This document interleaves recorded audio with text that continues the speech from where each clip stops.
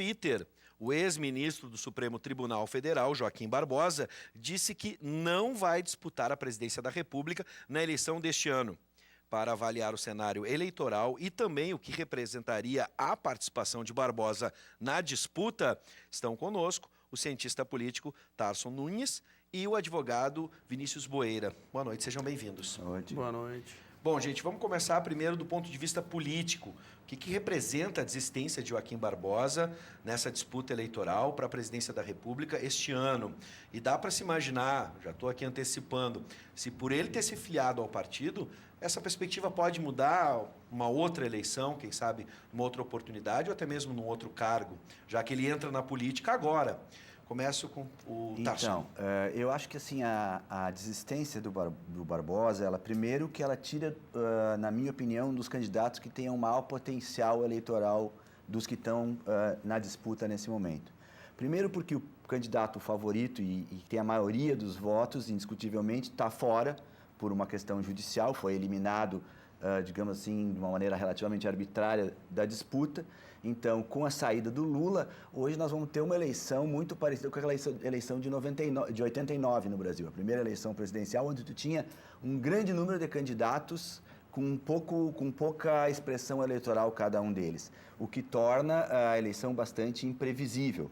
Agora, o Barbosa, justamente pelo seu perfil de ser uma pessoa vinculada ao Poder Judiciário, de ser um homem negro, de origens humildes, de ser um sujeito de fora do sistema político, justamente por isso ele tinha todo aquele perfil que é o perfil que o eleitor brasileiro está buscando hoje. Não sei se isso é certo ou não é certo, até acho que não é bem assim, mas o fato é que o eleitor brasileiro hoje quer votar em alguém que esteja fora do sistema político, que seja uma figura não conhecida e não vinculada aos partidos tradicionais. Então, quando o Barbosa aparece, na primeira pesquisa ele já tinha 10%, ou seja, já estava na frente de candidatos com fortes estruturas, como o próprio Geraldo Alckmin, o próprio Ciro Gomes, o próprio Temer. Quer dizer, que ninguém gosta dele, mas a estrutura do PMDB é muito forte. Sim. Quer dizer, aqueles candidatos dos partidos tradicionais não estão revelando musculatura eleitoral. E o Barbosa, portanto, surgia como uma novidade de grande potencial. A sua saída, que eu acho que há a possibilidade que ele concorra a senador ou a governador em algum estado, mas, enfim, a presidente ele não vai. E isso embola de novo o meio de campo da eleição de outubro desse ano. Sim. Agora a perspectiva do Dr. Vinícius? Eu vejo uma visão semelhante à do cientista político, porque o Barbosa, o Joaquim, ele conseguia, no imaginário popular, traduzir aquele sentimento de busca de justiça, né? Ou seja, o Barbosa, por ter sido o presidente do STF durante o julgamento do Mensalão, ele acabou passando uma imagem, não vou discutir se é real ou não, no meu ponto de vista, uma imagem imaginária ou uma imagem falseada da verdade, mas no grande público ele passou a ser o justiceiro, aquele que encarnava o salvador da pátria, o que iria livrar o Brasil da corrupção.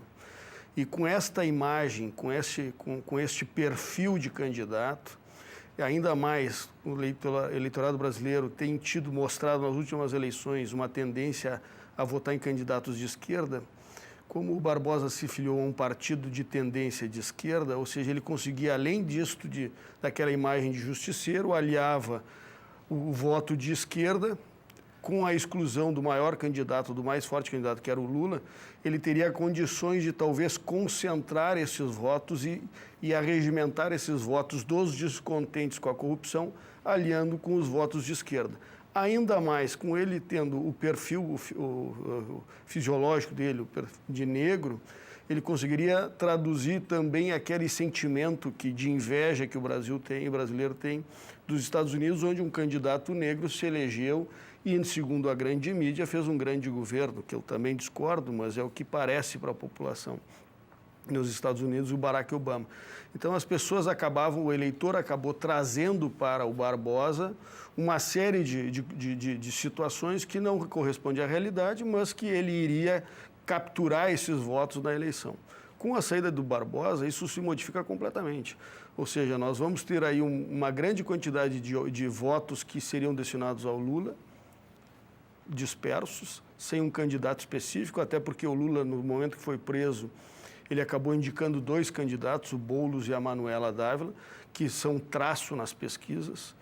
E, vamos dizer, esses votos dos descontentes com a política atual vão acabar novamente se direcionando para os candidatos que seriam candidatos fora do sistema, que não é verdade também, que seria, no meu ver, o Bolsonaro, que é um candidato que é de um partido político, que tem uma vida partidária de longa data. Décadas, mas ele consegue também, neste contexto, neste caldo de cultura, mostrar-se contrário à política tradicional, contrário à corrupção, se mantém ao longo de décadas de mandato sem uma sujeira, nenhuma mácula com relação à corrupção.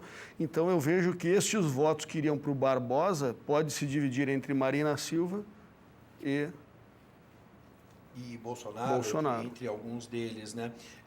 A gente agora, vamos fazer uma análise, por exemplo, a gente tem mudanças no jogo político, né? O Supremo Tribunal Federal restringiu o foro privilegiado para políticos e determinou que ele apenas se aplica a casos ligados ao mandato. Como é que essa decisão pode ser encarada do ponto de vista jurídico, do ponto de vista político? E a gente tem aí, por exemplo, agora, alguns processos que estão sendo encaminhados para a primeira instância. Isso pode influenciar no jogo de alguma forma? Eu acho assim que, em primeiro lugar, isso aí expressa uma tendência que, na minha opinião, é nefasta no Brasil, de judicialização da política. Hoje a política não se faz mais nos seus espaços, com seus representantes eleitos, a política se faz, de um lado, nos meios de comunicação, especialmente no Brasil, que tem 3 ou 4 redes, que tem 80% da audiência, e nos tribunais. E nem os donos dos meios de comunicação, nem os juízes do Supremo e da primeira instância são eleitos, escolhidos, não são aquilo que se chama, não tem accountability, eles não prestam contas para ninguém. Ou seja, quem exerce o poder hoje no Brasil não está submetido às necessidades e aos desejos do povo. A política hoje no Brasil se decide nos tribunais. E essa tendência de enxergar a corrupção como o grande problema, que na minha opinião é totalmente equivocado, leva à busca de soluções mágicas. Então acaba com o foro privilegiado. O que se decidiu efetivamente e o que está acontecendo? Processos de políticos que ficavam parados muitos anos no STF, hoje vão para a justiça de primeira instância. Um caso concreto, o caso dos desvios de verba na construção da cidade de governo em Minas Gerais, vai voltar para a Justiça de Minas. Qual é o grau de influência que o Aécio Neves tem no Judiciário Mineiro? É muito alto. O Aécio foi governador há muitos anos, tem muito poder, tem muitas relações. O que provavelmente vai acontecer ao sair do Supremo, dos holofotes de Brasília para a Justiça Mineira? Provavelmente o caso do Aécio vai cair no esquecimento. Ou seja, tu levar para a justiça de primeira instância não necessariamente garante que haja mais celeridade do que havia no Supremo. Pelo contrário, é só pegar o caso, tem uma tese de doutorado de uma advogada da USP que analisa as relações entre o governo de São Paulo, o governo estadual de São Paulo e a justiça. Todos os secretários de segurança de São Paulo e boa parte do primeiro escalão de São Paulo eram pessoas que vinham do Ministério Público e todas as demandas que o Judiciário sempre fez em São Paulo eram atendidas. Qual era o resultado disso? Nunca uma denúncia de corrupção em São Paulo atingiu o governo Alckmin.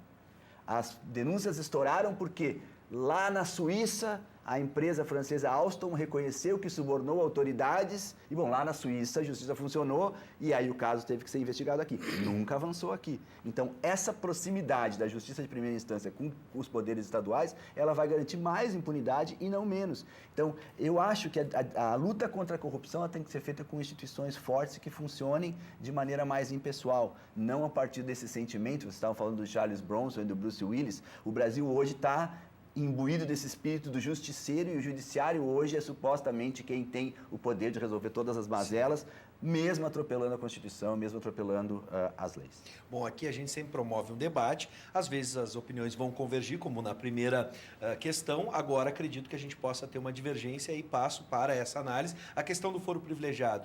Vinícius. Sem dúvida. O foro privilegiado, o fim a tendência do fim do foro privilegiado, e esse foi o primeiro passo pequeno. No Brasil nós temos em torno de 52 mil agentes públicos que têm prerrogativa de foro, que é o nome correto, o nome jurídico que se dá a isso.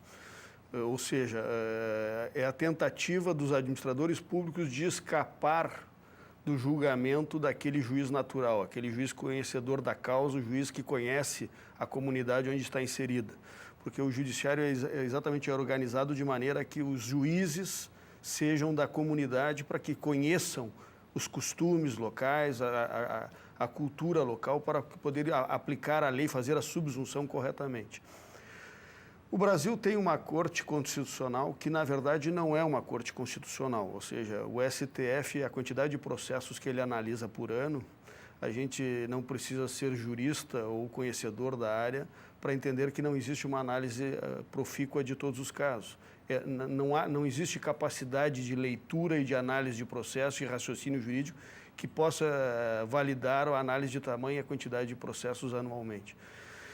A nossa Corte Constitucional tem esse desvio desde a Constituição de 88 e a Constituição de 88 vem mostrando-se nefasta também nesta organização judicial. Nós temos visto que o judiciário no Brasil, nos últimos anos, de 4, 5, 6 anos para cá, começou a dar respostas à sociedade, às exigências da sociedade, porque a sociedade está cansada da impunidade, das leis que não valem, das leis que pegam, das leis que não pegam, ou seja, nós temos um caldo de legislação que simplesmente não são aplicadas porque são leis que não pegaram. E essas leis desrespeitadas passam em branco e ninguém é responsabilizado absolutamente por nada, principalmente os agentes públicos. O sistema hoje brasileiro não pode ser analisado, o sistema judicial separado do sistema legislativo. Nós temos que analisar o conjunto todo. E quando a gente vê isso, nós vemos que o Brasil só é governável porque ele existe um sistema montado de distribuição de cargos, distribuição de favores e distribuição de recursos ilicitamente muitas vezes. Por quê? Porque qualquer presidente que seja eleito agora no final do ano, ele vai precisar reunir maioria no Congresso. É claro para todo mundo que analisa e que tem um pouco de expertise na área que nenhum candidato vai conseguir reunir esta maioria de deputados eleitos. Ou seja, o governo vai ficar paralisado. Por que nós vimos esses casos de corrupção desde 88 para cá se agravando? Podemos pegar a aprovação dos 5 anos do Fernando Henrique, podemos pegar o mensalão, podemos pegar o petrolão. Todos esses casos, eles são consequência, eles não são causa. Eles são o efeito nefasto da organização que nós temos hoje, do sistema eleitoral e sistema judiciário que nós temos hoje. Porque para poder formar maioria, a moeda de troca é oferecer estatais, direção de estatais, oferecer cargos de primeiro escalão, cargos de segundo escalão. Ou seja, esta argumentação de que estão judicializando a política, na verdade, estão moralizando o Estado brasileiro, afastando esta negociata em troca de votos. O que nós precisamos pensar e que os eleitores precisam entender é que isto não vai mudar se nós não mudarmos anteriormente o sistema eleitoral. Ou seja, se nós mantivermos o sistema eleitoral com voto em lista aberta, com uma profusão de partidos, com dinheiro público em campanhas e sem fiscalização, o que vai acontecer é que nós teremos cada vez mais, como dizia Ulisses Guimarães, um Congresso pior do que o outro. Se nós tivéssemos hoje um exemplo, voto distrital, nós resolveríamos, sem inventar uma nova jabuticaba, copiando simplesmente o que funciona no resto do mundo, um sistema eleitoral onde baratearia a campanha, resolveria o problema da infidelidade partidária, separaria os partidos por ideologia, acabaria com o custo exorbitante das campanhas, ou seja, nós faríamos uma faxina, inclusive depois do Congresso eleito, sim, sem a necessidade de se comprar maioria. Bom, para terminar, a gente só tem 4 minutos, mas em cima dessa perspectiva e também do que o Tasson falou, a gente pode imaginar frentes para se conseguir, por exemplo, fortalecer uma candidatura, seja de direita ou de esquerda, né? E compondo assim também um arranjo maior para se ter maioria no Congresso de alguma forma. Porque, por exemplo, a senadora Gleisi Hoffmann tem lançado críticas ao nome de Ciro Gomes. E aí fica se imaginando uma frente de esquerda, tu bem citaste, Vinícius, a questão de Lula, Manuela e Boulos. Do outro lado, a gente tem ali, tinha dúvida entre Henrique Meirelles, Alckmin, próprio Temer, ou partidos de direita como Democratas, enfim, Maia nessa situação toda, Jair Bolsonaro. A gente pode imaginar um arranjo para isso ou realmente vai ser cada um por si e lá na frente a gente vai ver o que vai ter Eu de acho que resultado? é difícil de prever. Primeiro, eu acho que não está descartada nem a possibilidade de adiamento das eleições. Eu acho que frente a uma situação, hoje os grupos hegemônicos na política brasileira, que foram os que derrubaram esse conjunto de partidos que conduziu o impeachment, que, portanto, está no poder e está aplicando todo um programa de reforma trabalhista, um conjunto de reformas. Eles estão no poder, eles representam setores econômicos muito poderosos e estão cada vez percebendo mais que não tem possibilidade de vencer essa eleição. E eu acho que não é desprezível a possibilidade de que se crie algum incidente, algum evento que possa justificar um tensionamento. Acho que a morte da Marielle foi um pouco nesse sentido, a intervenção militar no Rio, que possa justificar um adiamento das eleições. Eu acho que isso é uma primeira possibilidade. Segundo, eu acho que, por incrível que pareça, a tendência é que se forme uma frente de esquerda, independente das brigas que estão havendo nesse momento. Eu acho que PDT, PT, PCdoB, no final vão acabar se unificando e nós vamos acabar tendo o mesmo cenário que polarizou o Brasil dos últimos 20 anos. De um lado, em torno do Alckmin mais PMDB, mais os partidos tradicionais todos, e do outro lado, uma frente esquerda com dois eixos que ainda seguem organizando a política brasileira. Vinícius? Eu vejo que se nós não tivermos nenhuma um novo acontecimento que possa revolucionar o que nós temos hoje na conjuntura atual, na conjuntura política atual, a tendência é que vá para o segundo turno o Ciro Gomes, fazendo exatamente uma aglutinação dos partidos de esquerda, canalizando os votos descontentes da esquerda, de um candidato que já foi do PDS, já foi da Arena, que era vinculado à ditadura militar, ou seja, ele vai tentar reunir esses partidos de esquerda, com o apoio, inclusive, do Lula, como o ex-governador da Bahia já citou. E do outro lado do campo político, eu não acredito em Alckmin. A candidatura do Alckmin não está decolando e muito provavelmente não vai decolar. Talvez até seja substituído pelo ex-prefeito de São Paulo. Bom, e vai se aglutinar no nome do... Se continuar como está hoje, eu vejo no segundo turno Bolsonaro e Ciro Gomes. Bom, e aí, o que sim, vai acontecer no segundo turno, ninguém pode imaginar. A gente está fazendo um exercício de futurologia aqui e por isso agradeço, né, as análises e vou anotar. A gente vai vendo durante o ano o que vai acontecer. Por isso, provavelmente nós vamos nos encontrar de novo, Tasson, Vinícius, da mesma forma. Obrigado por atender o nosso convite. Eu que Sejam Eu sempre que agradeço bem-vindos. o convite.